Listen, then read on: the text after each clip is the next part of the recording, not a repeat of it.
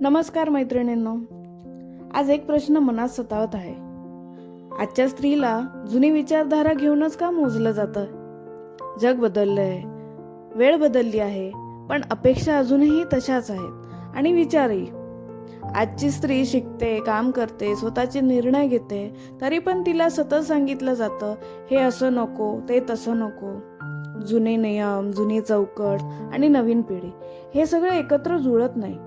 मी काय म्हणते, जुने विचारधारा वाईट आहे असं नाही, पण ती आजच्या काळाशी जुळते का, हा प्रश्न विचारणं गरजेचं आहे. आजच्या स्त्रीला ऐकून घेणं गरजेचं आहे, त्यांना ऐकवणं नाही. कारण आज्ञा पाळून आयुष्य चालत नाही, समजून घेतल्यावर ते पुढे जातं. आजची स्त्री बंडखोर नाही, ती फक्त जागरूक आहे. आणि जागरूक असणं हा काही दोष नाही.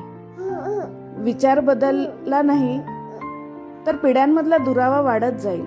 वेळ आहे ती ऐकण्याची, समजून घेण्याची, बदल स्वीकारण्याची. शेवटी एकच सांगावंसं वाटतं, परंपरा जपा, पण व्यक्तिमत्वाला दाबू नका.